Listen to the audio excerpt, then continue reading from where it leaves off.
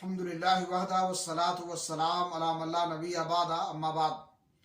اسلامی بھائیوں، ایک مومن موحد انشاءاللہ ضرور جنت میں جائے گا، خواہ وہ پہلی فرصت میں اور ابتدا ہی میں جنت میں چلا جائے، یا اگر اس کے پاس کچھ گناہ ہوں تو اس گناہ کی سزا بھگتنے کے بعد، لیکن وہ ہمیشہ جہنم میں نہیں رہے گا۔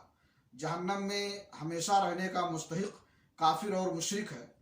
صحیح مسلم شریف کی حدیث ہے، جابر رضی اللہ تعالیٰ عنہ کہتے ہیں، جاء اعرابی الی النبی صلی اللہ علیہ وسلم فقال یا رسول اللہ ما الموجبتان قال من مات لا یشرک باللہ شیئا دخل الجنہ ومن مات یشرک بہ شیئا دخل النار۔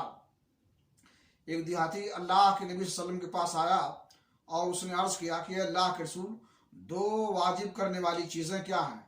تو آپ نے فرمایا، جس شخص کی وفات ایسی حالت میں ہوئی کہ اس نے اللہ رب العالمین کے ساتھ کسی کو شریک نہیں ٹھہرایا تھا، وہ جنتی ہوگا اور جنت میں جائے گا، اور جس کی وفات ایسی حالت میں ہوئی کہ اس نے اللہ رب العالمین کے ساتھ شریک ٹھہرایا تھا تو وہ جہنم میں جائے گا۔